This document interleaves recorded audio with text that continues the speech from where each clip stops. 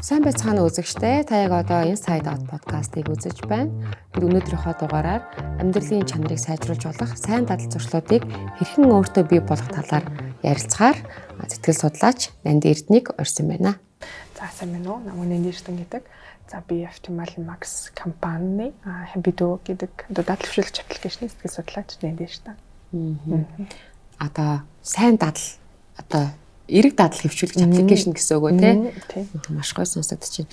Тэгэхээр одоо энэ сэдвтэй холбоотойгоор маань нэвтрүүлэгт нэгийн эргэн 26 настай эрэгтэй захаа бичсэн байна. Одоо тэрийг уншаад энэ захаан дагуу бас ярилцъя те. За сайн байна уу намайг дээ гэдгээ танаа нэвтрүүлгээр дамжуулан зөвлөгөө авах гэсэн юм аа. Би одоо 26 настай эрэгтэй. Өмнө нь энэ талаар огт бодож байгаагүй ч одоо миний амьдралын буруу зуршлууд миний амьдрал, карьер, хувь хүний хөгжилд саад учруулад байх шиг санагдаад байна. Миний хамгийн буруу зуршил гэвэл ямар ч зүйлийг цаг тухайд нь хийдгүү. Дандаа ямар нэг шалтгаанаар хоош тавьдаг. Цагийг нь тулгаж хийдэг. Үүнийг минь миний эргэн тойрны хүмүүс байнга хэлдэг. Гэхдээ яагаад ч юм үүнийгээ өөрчлөх тухай огт бодож байгаагүй. Бас байнга оройтож унтдаг. Тэгээд өглөө огт амраагүй юм шиг мэдрэмжтэй сэрээд өдөржин ажлын итгэхгүй байх юм аа. Яаж н буруу дадал зуршлаасаа салах вэ? Мэргэжлийн хүнээс зөвлөгөө авч өгөөч баярлалаа гэсэн байна. Тэгэхээр сайн дадал зуршлыг одоо бий болгох нь хүний ерөн сэтгэл зүйд хэрхэн нөлөөлдөг юм бэ? За эхний ээлж нь бол тархины чадварыг нэмэгдүүлдэг. За тархинд эхний ээлж нь стресс болон түгшүүр буурна. Тухайн хүн тогтмол эрэг дадалтай байхад тухайн хүний стресс түгшүүн болох буурах хандлагат өндөр байдаг. За жишээлбэл өглөөдөө эрт босдог, өглөөний цайгаа уудаг бол өдрийн бүтээмж нь өндөр байх. За мөн тухайн өдрийг тайван эхлүүлэх, тухайн өдөр одоо тайван өнгөрөх боломжийг бүрдүүлж байгаа. За дээрэс нь тархины хөгжлийг дэмжиж идэг. Ямарваа нэгэн шинэ дадлыг эхлүүлэх, шинэ дадлыг тогтоон барих үед тархин дахь нейропластицити буюу тархины хөгжих чадвар дэвшилж идэг. За дээрэс нь хүн өөртөө итгэл нэмэгдэж идэг буюу би энийг хийн гэсэн одоо өөртөө хэлж байгаа амлалтандаа хүрж байгаагаа сацуу өөртөө итгэл нь болно гэж байна. Зорилготой амьдрах юм шүү дээ тий. Тэгэхээр энэ залуу бол тэгсэн биз дээ. Би дандаа цагийн тулгаж юм хийгээд байдаг гэж. Энэ ер нь бас бидний дунд байдаг нийтлэг үзэгдэл шүү дээ тий. Тэгэхээр цагийн тулгаж аливаа зүйлийг хийнэ гэдэг маань одоо өөрөө тэгжиндээ би бүр багасаа юмээ тэгний ерөөсө засахыг ерөөсө бодож үзээгүй гэж штэ тий. Тэгэхээр тэр хүн одоо юу гэдэг цагийн тулгаад юмаа хийчих нь баг өөрт нь лөө амар. Цагаас өмнө хийчихээр одоо яа тийм илүү одоо өөрт нь одоо тухгүй ч юм уу те ингэ мэдрэмж төрүүлээд байдаг гэж магадгүй. Тэгэхээр энэ яг одоо ямар дадал зуршил вэ? Та цагийн тулгаж ингэж юмыг хийдэг. Гэтэ дээр нь өөрт нь суудсан эргэн тойрных нь байнга энийг хэлдэг. Гэтэ би нэг эзээ засъя гэж бодож байгаагүй. Гэтэ энэ миний ингээд нэг хувийн амьдрал карьерт ингээд нөлөөлөд байгаа юм шиг санагдаад байна гэж чинь те. Тэгэхээр энэ мэдээж нөгөө одоо солих шаардлагатай, засах шаардлагатай муу дадал зуршилтад орох уу? Мэдээж орно. Ер нь аль нэлийн танил сонсогдож байна энэ кейсүүд. Яг цагийн тулгажин гэхээр тухайн захиан бичсэн хүн маань нөгөө цагийн юмыг тулгаад ихэнх үедээ бол хийх үедээ араас нь асуудалгүй байдаг байсан биш магадгүй. За болчдөг юм байна гэдэг ч юм уу. Тиймэрхүү сэтэл өөрт нь төрсөөд энэ дамжирсараа байгаад нөгөө тогтмол хийдэг дадал нь болчихсон. Тэгээд сүултээ нөгөө амьдралынхаа нэг карьер болон одоо ажил амьдралын сөргөнөлүүлж иж магадгүй. Тэгэхээр яг зөвлөлөөч гэх юм бол хийх ёстой цагтаа 5 минут л хийгээд үсчигээд багаар хийгээд эхлэхэд нөгөө хүн ритмдээ ороод гээд хийдэг болчих магадлал бол нэлээд өндөр байгаа. Тэгэхээр мэдээ сайн дадал зуршлыг бий болгохын тулд хүн өмнө нь өөртөө байсан муу дадал зуршлыг эхлээд өөрөөсөө салах хэрэгтэй болно тий. Сайн дадал зуршлыг өөртөө бий болгох гээд ингээд зүгээр ингээд суучдаг юм гэж би бодохгүй байна л да. Тэрний наан ихлээд муугасаа салах хэрэгтэй байх. Эсвэл өөрийнхөө муу дадал зуршлуудыг хүлээн зөвшөөр хөрс эхэлдэг байх те. Энэ нэг хоорондын нэг юм муу дадал зуршлаас сайн дадал зуршил хүртэлдэг болж байгаа нэг үе шаттай процессуудыг хоёулаа авч яриул. За ер нь бол ямар нэгэн үйлдэл тогтоход 3 төрлийн шат байгаа. За эхнийх нь өдөөгч, хоёр дахь нь үйлдэл, гурав дахь нь тухайн үйлдэлийг хийсний дараах өөрт мэдрэгдэж байгаа таашаал, аз жаргалын мэдрэмж.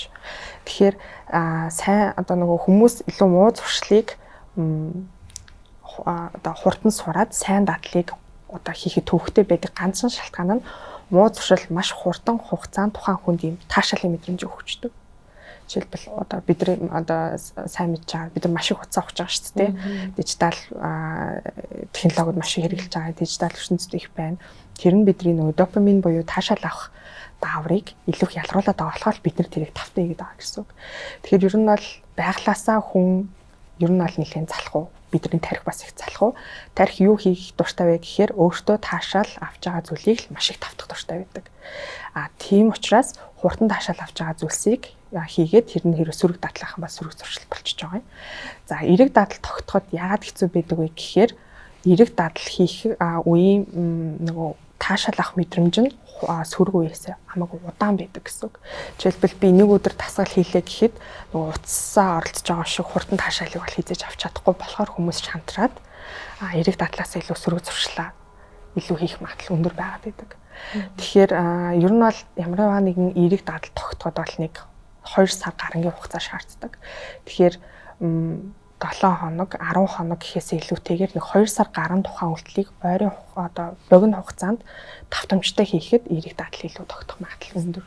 Харин сөрөг зуршлал нөгөө нэг гялс таашаал аваад байгаа болохоор бид нар баг 1-2 заримдаа 7 хоногийн дотор ч гэсэн нөгөө зуршил одоо суух магадлал нэлээд өндөр байгаа л гэсэн үг.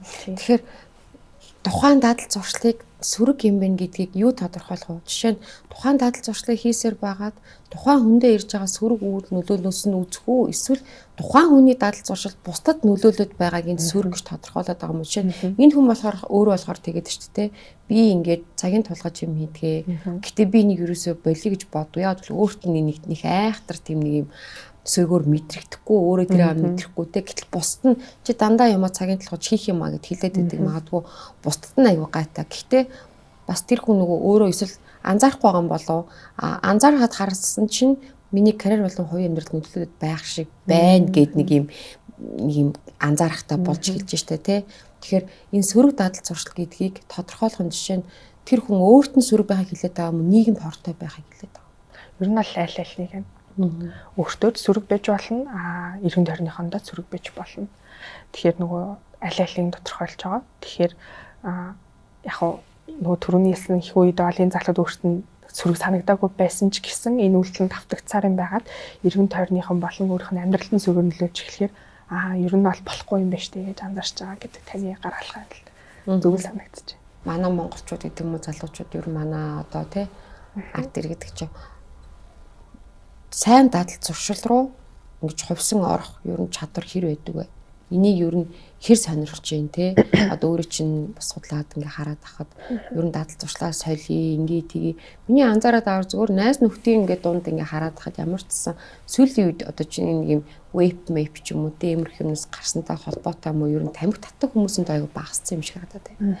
Тэгээд одоо сүүлдээ веб-ийн бууг бол одоо сүүлдээ баг энийга бойлно ч гэдэг юм уу те ингээд ер нь залуучууд аяга тийм нэг шинэ гоё сорог юм руу ингээд давлгаалдаг болцсон юм шиг харагдаад байгаа байхгүй надад. Гэтэ мэдээж энэ ч аяга тийм чаленжтай байгаа шүү дээ. За Habitu аппликейшн хэрэглэгчдийн хувьд зөв тоо үзүүлэлтийг харахад юм түрүүний таны хэлснээр яг дадлаа хөвшүүлэхдээ нэг 1-2 3 хоног аяга амжилттай хичээд тэгээ 4-5-аас орхичдаг нэг юм яг нэг тиймэрхүү цикл энэ харагдаад байгаа. За амжилттай хөвшүүлж байгаа хүмүүс бол нэг 2-7 хоногоос сарын хугацаанд ер нь аль тухайн үйлдэлийг тогтмол хийгээд за тухайн дадал нь өөртөө аяга эргээр нөлөөлж байна гэдэг фидбек бид нарт өгдөг.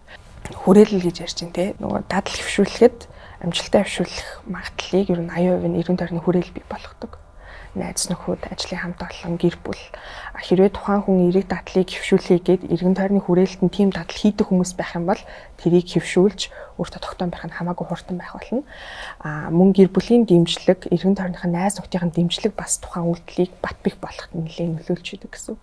Тэгэхээр нөгөө түрүүний таны хэлснээр тамхи болоод вейп руу татдаг болчин за одоо бас вейпэж болчин гэдэг нь одоо нөгөө нийтээрээ нэг үл хэрлэн дуурайлах хандлага нэлээд байгаа юм болов гэж би бодож байна. Тийм. Тэгээд би бас нэг уншижсэн. Дадал зуршлаасаа салах шин дадал зуршлыг амьдралдаа бий болгох хамгийн одоо бидний гарын доорх одоо тэ арга болж ерөөсөө олон нийтэд зарлах гэж байгаа юм. Facebook-ээр ч юм уу, Instagram-аар ч юм уу те сторийн дээр ч юм уу. За би тамхи боллоо. Эсвэл би өнөөдрөөс эхэлж алкогол хэрэглэхэ боллоо гэдэг нөө бусдад зарлцгаар нөгөө хүмүүс чинь хараад тэр хүний үр дүн хүлээгээд байгаа шүү дээ тий. Тэгээ хэрвээ ингээд боллоо гэж хэлчихэд нэг өдөр тухайн зүйлийг хийж харагдах юм бол би болохгүй. Бусад хүн намайг ингээ олоод мэдчин шүүчин ч юм уу те би шараа олчихно гэдэг мэдрэмжийг авах учраас хамгийн одоо юу гэдэг зөв аргаар тий амлалт өгөх тэгэнгүүт бусдад ингээд одоо чинь хандах гэдэг байгаа байхгүй тий зарлах. Гэтэл зарим нэг хүмүүс болохоор бусад хүн хамаагүй чихэл хамгийн түрүүнд өөрөөсөө эхлэх хэрэгтэй, өөртөө амлах хэрэгтэй. Гэтэл хүн бол өөрөө хуураад идэм байна л да. Ингээд нэг хэсэг юм хийж байгаа л тий заац зашиг шиг болийг л буцаж тадал зуршил руу ордог. Бусад хүмүүсийг болохоор одоо бид нар чинь нөгөө нэг юм сошиал илүү хөгжснөөс хойш нэг юм хүмүүстэй хамт амьдраад байгаа шүү дээ. Шал танихгүй хүмүүстэйгээ хамт ингээ амьдраад тий ингээл баг хаа юунтаач гэж орж ирдэгтэй ингээл ялгаа байхгүй. Тэгэхээр хүмүүсийг бол хуурах айгүй хэцүү. Өөрөө бол хуураад идэг нэг тийм энэ бас ингээд нэг юм сошиал хөгжснөөс хойш биднэрт дүүсээд байгаа муу дадал зуршил юм шиг байгаа. Өөрөө өөртөө амлалт өгч чадахгүй нэр бусд хүмүүсийн амьдралыг одоо бусд хүн намайг юу гэж харах бол гэдгээс асар их айдаг болсон. Тэгээ тэн дээр баг зарлж байгаа нь энэ юмнасаа ингээд салах айгүй тийм том баг ингээд арга зам болоод байгаа юм шиг тийм. Бусдад өөрийгөө батлан харуулах хүсэл нь ер нь бол бид нар сошиал медиа дээр постлох энэ нь бол бусдад өөрийгөө батлан харуулах зорилготой байгаа. Тэгэхээр тэр талаар хөшүүрээ хийдэг хүмүүс ч болно. Эсвэл яг өөрийнхөө дотоод сэтлэрээ хийдэг хүмүүс ч болно. Таны хэлснээр янз л байгаа. Гэхдээ хамгийн чухал нь тухайн дадлыг хийх, шин дадалтай болох, эсвэл зуршлаа хаяхтай хамгийн чухал нь би нэг яагаад хаях ёстой вэ? Эсвэл би нэг яагаад төвшүүлэх ёстой вэ гэдээ дотоод сэтлэл өөрөөсөө асуух нь хамгийн чухал. Урт хугацаанд тухайн үйлдэлийг тогтмол хийдэг болохт нь хамгийн чухал нөлөөтэй. Хэдийгээр би сошиал медиа дээр хийнэ гэж хэлсэн ч гэсэн хийхгүй болно шүү дээ, тий. Тэгвэл тэр хүн тэр даталтайгаа өөрөө л амьдрна, тэр зуршилтайгаа өөрөө л амьдрах учраас өөрийнхөө дотоод сэтэл би нэг яагаад болох хэрэгтэй, эсвэл би нэг яагаад хийх хэрэгтэй вэ гэдгээ нэг болох ч юм уу, эсвэл дахин хийхээс залхах үедээ нэг асуух хэрэгтэй байх. Шин дадал суулгах гэж жоохон төвчээр шаардна. Яагаад гэх юм бол яг бага насны хүүхдүүд бол тархин хөгжиж байгаа үед тухайн үйлдэлийг нөгөө зуршлыг бий болгоход аягүй хурдан. За өсвөр наснд бол тухайн үйлдэл яагаад хэрэгтэй гэдгийг ойлголтыг өгчвөл одоо барих боломжтой. Насанд хүрэгчд буюу 25-аас дээш насны хүмүүс нөгөө тархины хөгжлийн чадвар нь жоохон буурсан байдаг учраас өөрчлөлт чадвар нь буурсан байдаг учраас биднээс жоохон төвчээ шаарддаг. Тэгээ нөгөө түрүүний хэлснийг багтаа нэг 2 сар төвчих байх 2 сард нөгөө үйлдэлээ хийгээд тахад л тухайн үйлдэл аяанда тогтцсон байна л. Ер нь бол 2 сар 60 хоногийн хугацаа юм байх юм тийм хугацаа. Энэ бол өөрөө тарих хүлээж авдаг нэг тийм процесс байгаад байна. Тарих бол за энэ үйлдэлийг хийгээд хахад нөгөө тарих бол илүү үйлдэлийг автомат болгож өгч байгаа байхгүй. Тэгээ бидний дадал ямар үүрэгтэй вэ гэхээр бидний амьдралын шийдвэрүүдийг илүү хялбар болгож өгч байгаа гэсэн үг. Хүн өдрөө алхан өглөө босоод юу хийхээсээ орой унд хүртэл юу хийхээ байнгын бодоод байвал бидний шийдвэр гаргах хугацаа одоо чадвар хязгаартай. Тийм болохоор дадлын хамгийн чухал зүйл нь бидний шийдвэр гаргах тэр энерги хэмж өгч идэв. Тэгэхээр нөгөө зөв даталтай болно гэдэг маань зөв үйлдэлүүдийг хийх шийдвэрүүдийг бид нар автоматар гаргаад тэрнийхэн дагуу нөгөө амьдралын чанар болон төрөний үзэгчийн захаан дээр дурдсан шиг сөрөг зуршлууд нь эргээр солигдоод амьдрал карьерч нь ч юм уу одоо сайжрах юм боломжийг үүсгэж байгаа л гэсэн. Тэгэхээр нэг төрлийн бид нар бол нэг юм компьютер машин шиг одоо компьютер шиг байгаа байхгүй юу? Одоо машин сургалт шиг тий. За энийг ингээд тогтмол хийгээд ах юм бол хийгээ сурчин энийхэн дагуу эрэг үйлдэл үр дүнгууд гараад байна л гэсэн. Одоо эцэг эхчүүдтэй хүүхдээ ингээд дадал зуршил суулгах гэдэг шүү дээ. Аб ингээд албаар дургу багтан ч юм уу одоо юу гэдэг чи заавал тооны дууланд яв. Одоо тийм юм хичээл чи ийм юм их суур гэдэг нөгөө хүүхдэнд дургу багтана гэж хаад байдаг. Тэрийг болохоор чиний төлөө гэж хэлээд байдаг те. За тэр тусмаа одоо ингээд одоо маш их нийтлэг байдаг. Надад ч гэсэн одоо тулгамдж байгаа юм нь ингээд нэгдүгээр ангийн хүүхдтэй хүмүүс чинь ингээд даалгаврыг хийж сургана гэдэг чинь амар хэцүү. Тэгээл ингээд хэлэх гээл загна янз бүр болно, ойрлон чарлан, уйлн одоо бүр тэнт чинь ингээд нэг нэлээд их юм болж байгаа байхгүй тий. Тэрнээс болоод ер нь ингээд манай ингээд найз нөхдөд ч гэсэн хэлж байна. Би бараг хүүхдээ бараг зодохгүй, би бараг хүүхдээ алчих гээд байна гэдэг байгаа байхгүй тий. Эсвэл ингээд уурсандаа болоод янз янзын марав цогчих гээд байна гэдэг. Тэгээ энээс нэг хүүхдэд буцаага трама сууж. Энэ нөгөө нэг тэр хүүхдийг бас дахиад муу дадал зуршил руу оруулахад нөлөөлдөг. Жишээ нь эцэг эхийн хүүхдтэй багт нь харьцдаг, ханддаг байсан зүйл нь муу дадал руу оруулах. Тийм зүйл юу нөлөөлтөй байдаг. Ер нь нөгөө сөрөг зуршлын үүсч байгаа шалтгаан нөгөө стресст хариулт үзүүлж байгаа. Тэгээ тухайн стрессийг давахын тулд хурдан таашаал өгөх сөрөг үйлдэлүүдийг хийгээд сөрөг дадал зуршилтай болоод байгаа. Тэгэхээр таны хэлснээр хэрвээ нөгөө хүүхдэд маань сөрөг мэдрэмж төрөө стресстэй тэр стрессээ давахын тулд өөртөө нөгөө нэг юм сөрөг зуршил бий болгоч бол энэ ингээд тухайн том болсон ч гэсэн энэ хөршлөд явах магадлал өндөр. Тэгэхээр яг нөгөө түрүүний хэлснээр тарих бити бие махбод өөртөө таашаалтай зүйлийг давтах мандлага одоо магадлал хамаагүй өндөр, тэрэндээ илүү дуртай. Тийм болохоор хүүхдтэй хэрвээ нөгөө даалгаврыг хийх гэж байгаа бол тухайн хүүхдэд ямар нэгэн байдлаар даалгавар хийсний дараа эсвэл даалгавар хийхийн өмнө эсвэл даалгавраа хийж явах үед ямар нэгэн байдлаар таашаалтай мэдрэмж өгөхөд тий урамшуулаад өгөхөд тухайн хүүхд нөгөө мэдрэмжийг нэгэнд мэдэрсэн болохоор тухайн үйлдэлийг нэг зовхгүйгээр болно. Одоо эцэг хтэйгээ одоо эцэг хин ч нөгөө хүүхдэд нэг сөрөг мэдрэмж өгөхгүйгээр хийх боломжтой. Гэхдээ яг нөгөө цагаад талаар гэрийн даалгавар хийлгүүлнэ гэдэг чинь бас хэцэг шүү дээ. Төвчээ шаарддаг гэж шүү дээ. Тэгэхээр өөртөө ч гэсэн аль болох хүүхдэд нөгөө хичээлийн зааж өгөхдөө таашаалтай байж ямар аргаар заавал би таашаалтай байж болох вэ гэдгийг бодвол бас их зүгээр. Одоо чинь хүн ингээд за гин дадал зуршлаа солиё гэд явж идэл нэг л урамгүй байгаа шүү дээ тий. Одоо тэр хүн чинь ингээд нэг шинэ юм хийх гээл өөрийгөө өөрчлөхөөл явж байхад нь эргэн тойрны хүмүүс нь тэрийг урамшуулахгүй, олж харахгүй, тий стил нөгөө байдлаар нь хүлээж аваал ч юм уу тий. Ингээд ер нь байгаа тохиолдолд хүн аюу амхан шантарчдаг байх л гэж би хараад байна л да. Тэр тийм үед ер нь хүн яах ёстой вэ? Одоо нөгөө нэг хоёлаа яриад ч тарих нөгөө урам те ингээд нөгөө таашаалтай юм хийх гээд ингээд яагаад гэдэг. Гэтэл нөгөө нэг таашаалаа ч юм уу нэг ингээд нэг урмыг авч чадахгүй байгаад шүү дээ. Тийм үед нөгөө хүн чинь буцаагаа дадал туршлагаа ингээд больчих магадaltaй. Шинэ юмаа хийх гэж болоод хуучнаар орч магадaltaй болчиход шүү дээ. Тийм үед яаж шантрахгүйгээр одоо яад юм өөр юмнаас таашаал авах хэрэгтэй юм уу? Яад өөрөө тарихыг хотлох хэрэгтэй юм уу? Яг нэг юм тууштай байдлыг суулгах гэдэг юм л да. Тэр тууштай байдал суун өөр хүмүүс эргэн тойрны хүмүүс өөрийг чинь урамшуулахгүй байсан ч тийм одоо өөрөө хяналттай ч юм уу те ингээд энэ байлгахын тулд ер нь ямар зүйлсийг нь хийх хэрэгтэй гэдэг. Эхний л чинь нөгөө урам зориг гэдэг маань ирж идэг, дээшилж идэг, доошилж идэг хөдөлгөөнтэй зүйл байгаа те. Нэг урам зоригтой тиймэр санагчсан урам зориггүй тиймэргүй санагддаг ч юм уу. Тэгэхээр урам зоригт найдахаас илүүтэйгээр нөгөө тогтмол хугацаанд хийх гэдэгтээ илүү найдвал зүгээр. За дараагийнх нь гатны хэрэв урамшуулалт дэмжлэг авч чадахгүй бол хамгийн чухал нь өөрийгөө урамшуулах хэрэгтэй. Яг манай одоо нөгөө монголчуудын гэх үү онцлог нэг юм өөрийгөө урамшуулна гэхээр нэг юм жоохон өөрөөс нь хол юм санагдаад байдаг гэх юм уу. Өөрийгөө урамшуулах гэхээр яах вэ гэдэг ч юм уу те. Зүгээр өөрийнхөө дуртай юм хийж болно.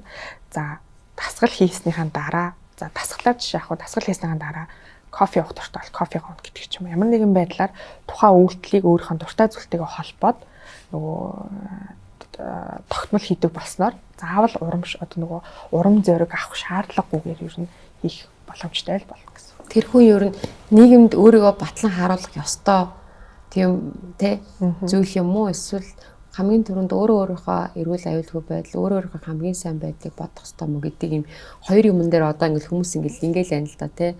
Яа тэ хин ч биш байснаас хин нэгэн байж байгаад ингэчиж гэдэг ч юм уу тэ. Ингээ энэ ингээд хүний ганцхан дадал зуршлаас гадна тэр хүний сэтгхүү, тэр травмаг энэ бүх юмыг ингээ өдөөжтэй тэр чинь тэ.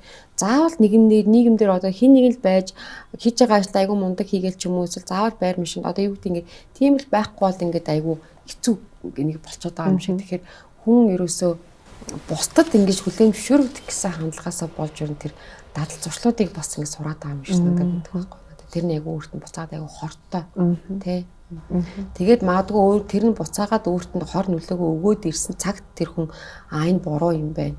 Энэ буруу дадал зуршил юм би энийгээ солиё. Тэр хүн заавал тухайн зүйлээс нэг юм хохирогч болж ийж тэр зүйлийг ер нь нэг мэдчих ч юм уу. Хажууд хүн заавал чи одоо ингэдэг болохоор би чамтай байж чадахгүй нэ гэж хэлж нэг юм хажууд хүн холдчих ч юм уу те. Тэгжиж ер нь дадал зуршлыг надад ингэж сөрөг юм гэдгийг анзаард юм уу? Эсвэл одоо юу гэдэг арай өөр хэлбэрээр ер нь заавал ингэхгүй байх юм арга байдгүй. Сөрөг зуршил тийм таньж мэдэх одоо энэ надад сөрөг би одоо нэг заавал нэг юм өөрөө алдахгүйгээр ч юм уу те хөвч болохгүйгээр ингээд нэг зүгээр хүлээж аваад за би ер нь энийгээ нэг болио ч гэдэг юм зүг. Магадгүй зүгээр зурагт үзэж байгаа. За би ер нь нэг 55 болио гэж хүн ер нь боддгоо л ахтай хүний тарих. Яг өөрөө нэг хохироод ирсэн цагт л нэг хариу үйлдэл үзүүлэхийг хүсдэг нэг тийм тархины нэг тийм юм байна уу? Нөгөө гол зорилго нь энгийнээр тухайн хүн өдөрт хийдэг үйлдэлүүдэд давтагддаг үйлдэлүүд өглөө сорой борс хүртлүүдээ бичээд чагсаагаад хэрэгтэй хэрэггүйгээр нь ангилаад гэхдээ хэрэггүй нь яагаад хэрэггүй категори руу орчих буй сөрөг рүү орч байгаа гэхээр нөгөө өөрийнх нь зорилгодоо хүрэх ч юм өөрийнх нь хүсэж байгаа биедээ хүрэхэд нь саад болж байгаа тухайн хүнийг сөрөг гэд ангилаад одоо түрүүний хэлдгээр тамхи татхаа болж байгаа шалтгаан тухайн хүн эрүүл байхыг хүсэж байгаа бах тий. Тэгэхээр би эрүүл биетэй байхын тулд тамхинаас гарахаа шийдэж чинь гэдэг нөгөө өөрийнхөө зорилгодоо нийцүүлээд тухайн үйлдэлээсээ одоо болох болон тухайн үйлдэлийг хэвшүүлэх үндсэн шалтгаан болж байгаа. Өөрийнхөө зорилго цаад болоод байгаа бол тэ амьдралын зорилгод хэрвээ яг хуу миний амьдралын зорилгод нь 50% нөхөр нөлөөлөхгүй байна тий. Би яг хуу цаад болохгүй байна гэж бодож ивэл тэр хүн өглөөх нь тэр хүний ирэх болох явчих чинь тий. Одоо юу гэдэг сөрөг дадал туршилт, эр дадал туршилтын нэр 60 хоног гэсэн тий. 60-аас 70 хоног. 60-аас 70. Ер нь бол яг 66 хоног гэж судалгаар байдаг. Тэгэхээр 60-аас 70 хоног. Дунджаа. Хүү ер нь ихэнхдээ хэд хоног дээр нь ер нь төвчээр алддаг байна гэдэг.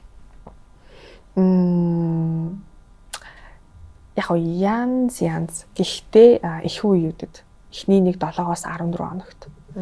За тэгээд ялангуяа нөгөө нэг интернетээр байдаг мэдээлэл нэг 21 хоногт дадал суулгана гэдэг нэг тоонууд байдаг шүү дээ.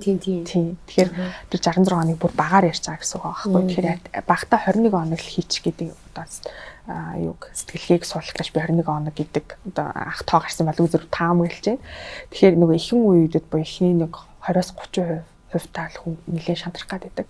За дээрэс нь тухайн үйлдэлийг өдөр болгон хийж агаад 2 удаа алхасчих юм бол дахиж хийх магадлал маш буурдаг. Тэгэхээр би 3 хоног дасгал хийж агаад 2 хоног алхасаад 3 дахьаасаа дахиж хийхгүй бол тухайн үйлдэлийг би буцаад эргэх магадлал нь бараг 90% байхгүй болчихдог гэсэн. Тэгэхээр нөгөө эхний 20-30% дээрээс нь алхасах тоо бас нэлээд их нөлөөлж байгаа. Тэгэхээр бага насны хүүхэд эсвэл өсвөр насны ч юм уу за насан турсан хүмүүс эдгээр яг аль үе дээр нь дадал зуршлаас солиод тэр шин зүйл рүү ингээ ороход илүү амархан хүлээж авдаг бай. Тархины хөгжлөөр ярих юм бол ер нь бол бага наснд суухад маш амархан. Өсвөр наснд бол өөрчлөлт их амархан. Насанд хүрэхтэй ч гэсэн өөрчлөлт хялбар байх боломжтой ч гэсэн нөгөө тархины хөгжлийнхаа үе шатаараа арай жоо хэцүү. Гэхдээ хэцүү гэдэг нь болохоор өөрчлөх боломжгүй гэсэн юусоо биш бүгдээрээ боломжтой л гэсэн үг. Тэгэхээр дадал зуршлыг солиход тархины хөгжил нөлөөлөд байна тийм үү? Бид нар болохоор эсрэг гэж ойлгодог үйлийг насан турсан илүү ухамсартай байгаа учраас одоо юу гэдэг өөрийнхөө ухамсараар ингээ те насан турсны шийдвэр гаргаад тухайн зүйлээс болж магадaltaй гэх тэр нэг юм настай нь холбоотой шүү дээ. Насанд хүрсэн юм чинь. Гэтэл эсрэгээрээ уг нэг тархины хөгжлийн хувьд бол бага насанд илүү өнгөд тэр хөгжилтэй хөгжлөний сайн байх үед нь шинэ дадлыг суулгахад илүү амархан байдаг шүү дээ. Тэр дадал гэдэг зүйл цэвэр тархитай холбоотой. За ер нь аль тийм. Тийм яа гэх юм бол нөгөө тархинд холбоотой түрүүнээс допамин гэл дааврыг яриад байгаа шүү дээ. Гол нь тэр дааврыг яригдчихэж байгаа учраас тархи мохцтой холбоотой болчиход ирж байгаа юм. Монголчуудад ингээ хараад байхад нийтлэг ер нь нэмсээр дадал зуршил байдаг бай. За нэг тийм манайхан ер нь нийтлэг нэг тийм дээ гэдэг ч юм. Монголчууд гэхээс илдгүй ер нь дэлхийн нийтэд байгаа те сөрөг дадал зуршил нөгөө арх тамхины хэрэглээ. Гэхдээ яг миний илүү ярмаар байгаа зүйл одоо нөгөө ямар нөгөө өөртөөгөө харилцах бусдад харилцах харилцааны дадлууд сөрөг дадлууд. Ялангуяа өөртөөгөө харилцах харилцаан дээрээ сөрөг зуршлууд маш их байдаг юм шиг надад санагддаг. Өөрийгөө дутуу үнэлдэг, чадж байгаа юм чадахгүй ингэж боддог ч юм уу. Эсвэл өөртөө итгэлгүй байх ч юм уу. Энэ бол нийтлэгээрээ нэлээд харагддаг. Энэ бас нэг маань сэдвтэй уялдаад байна л да нөгөө нэг алдаатай итгэл үнэмшил гэд тэ. Тэгэхээр өөрөөгөө би нэгэн сул дорой гэж бодсон. Эсвэл би угаасаа л өөртөө итгэлгүй, угаасаа л би нэг чадахгүй гэж бодсон. Тэгэхээр тэр хүн нэг тийм хийхийг чадахыг хүсэх дадал суухгүй шүү дээ тэ. Тэгэхээр энэ хоёр юмны аль нь энийгээ удирддаг вэ?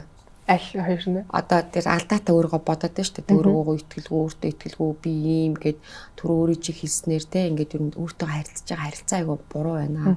Өөрийгөө сул доройгоор ингээд бодож байна. Тэгэхээр сул доройгоор бодоод байгаас болоод тэр дадал зуршил үүсэхгүй байна уу? Тэр дадал байхгүй болохоор сул дорой гэж мэдрээд байна уу? Энэ аль нь бие биенийгаа ингэж хөтөлж идэв юм уу? Урд нь явдаг байна. Гоё асуулттай. Ер нь бол аль нь нөгөө сэтгэл зүйн шинжилгээ ухаанд мэдрэмж бодол үйлдэл 3 бие бинийгээ одоо бий болгох ч гэдэг гэж үздэг. Тэгэхээр хүн заавал мэдрэмж төрсний дараа үйлдэлийг албагүй, үйлдэлээс дараа бас тухайн мэдрэмж авч идэх байхгүй.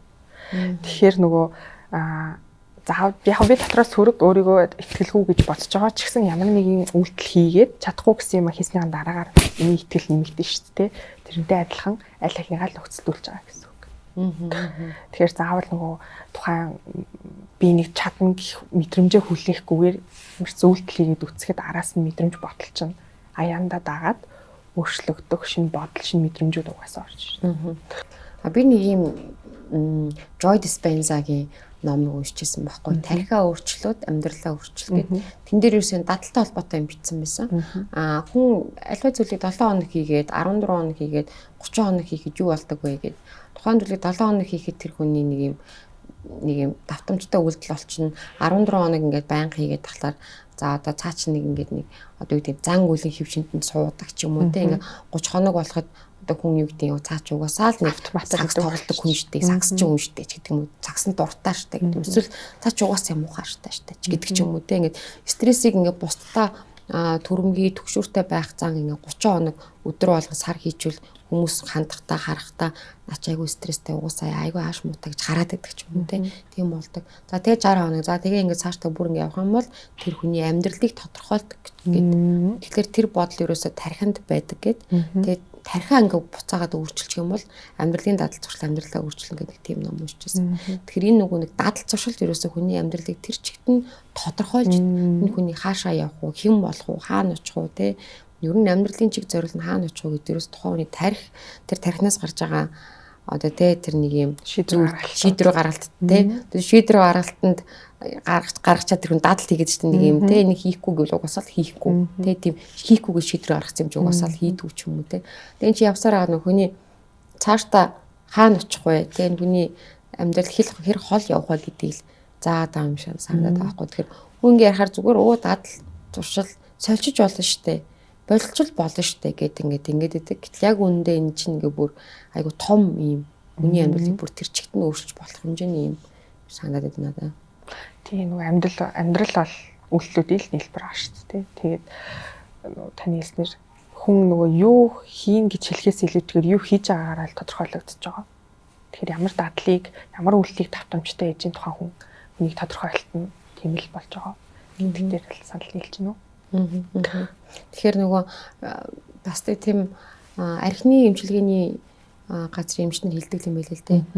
Хэрвээ гэр бүлийн хүн чинь архинд томтчоод тэр хүнийг ингээд архинаас гаргахыг хүсэж ивэл те архины эмчилгээ хийлгэж байгаа бол хажууд байгаа хүн ч гэсэн алкогол хэрэглэхгүй байх хэвээр. Тэр хүн ч гэсэн гэр орондоо ерөөс алкоголтой холбоотой шил, мэл, зураг, одоо лааз одоо юу гэдгийг сурталчилгааны цаас хүртэл байх ёсгүй. Архитай холбоотой архийг сануулдаг хундгын хүртэл цааш нь хий гэж хэлдэг юм билээ те. Тэгэхээр тухайн нөгөө түрүүний өөрөө чи хэлдэг өдөөгч болоод байдаг. Тэгэхээр тэр хүний нөгөө дадал зуршлаасаа салгаж яхад нь хажууд дахь орчин тойрон нөхцөл те гэр бүлийнх нь хүмүүсээс хамтдаа хичээх болчиход байгаа. Тэгэхээр нөгөө гэр бүлийн хүмүүс нь бас нэг шантрах ч юм уу те гэр бүлийн үнийг өдөр мартцаа гаднаас нэг найзтайгаа ингэ зороод ирдэг ч юм уу эсвэл гэртээ яа тийм нэг өнөдөр унтахаас өмнө сайхан пи уучиг угаас нөгөө хүн архинаас гарах гэдэг те тэгэхээр нөгөө нэг хүнээс гадна бас нэлээ олон одоо хэсэг хүмүүс гэр бүл бүлэг хүмүүсийн бас нэг хамтдаа бас нэг гэр бүлийн дэмжлэг бол яг 80% нөлөөлт гэдэг судалгаа бүр байдаг юм лээ. Тэгэхээр таны хэлснээр тухайн хүн донтолтын хэмжээнд ярьж байгаа бол донтолтоос нь салахын тулд өдөөгчийг нь аль болох харуулахгүй байх хэрэгтэй. Тэгэхээр гэр бүлийн дэмжлэг, эргэн тойрны дэмжлэг бол маш чухал. Тэгэхээр гэр бүлийн хүн дээр бас төвчээр алддаг үед гардаг л тахтай тийм. Гаргал ах. Тэр тухайн гэр бүлд хүмүүст нь зөвлөгөө өгөх гэдгийг үзэж байгаа.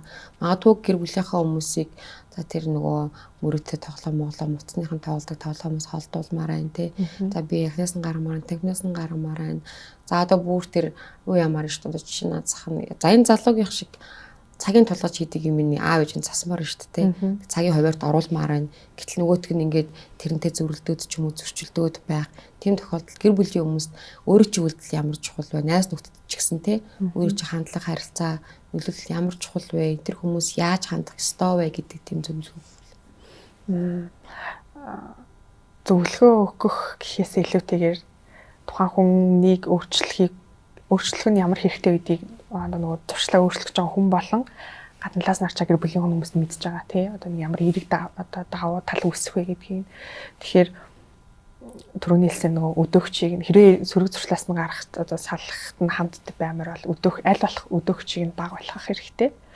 За тэгээд нөгөө сөрөг зуршлаа даваад өөр эерэг үйлдэл хийх үед дэмжих хэрэгтэй, урамшуулах хэрэгтэй.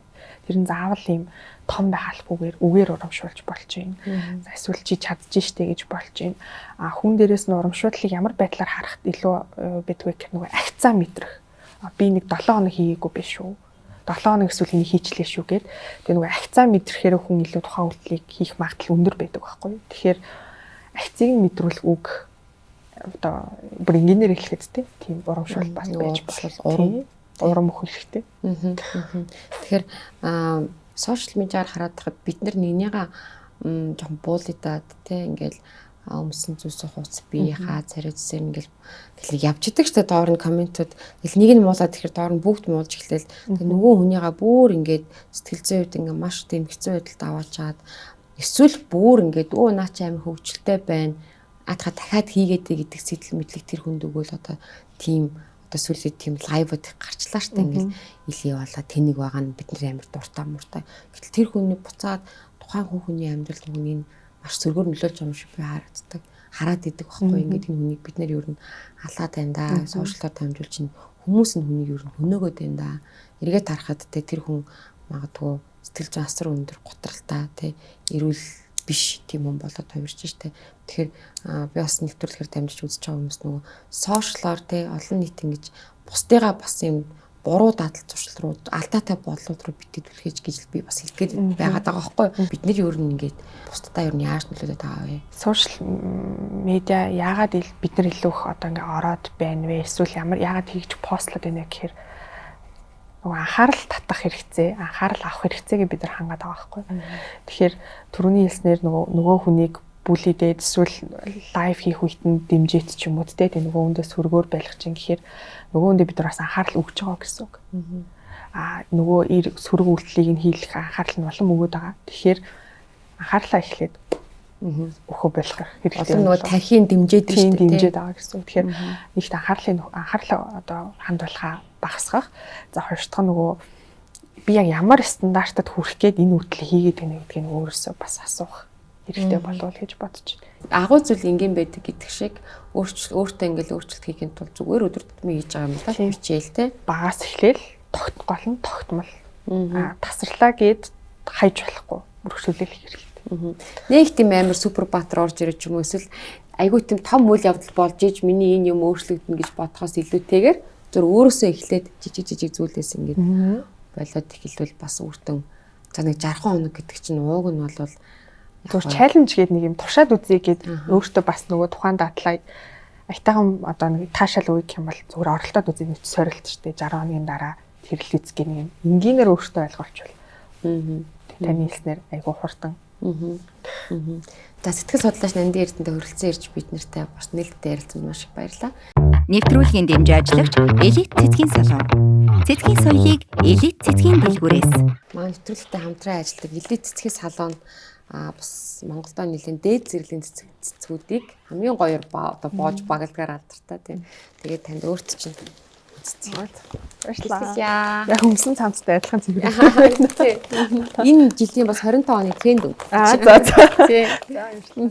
За баярлалаа таны ажил амжилт хүсье. За баярлалаа. Дадал зуршил бол бидний ирээдүйг тодорхойлож хүчин зүйлээ харахгүй мөн билээ. Бидний энэ дугаараас та өөртөө хэлдэг санааг болгосон байх гэж найдаж байна.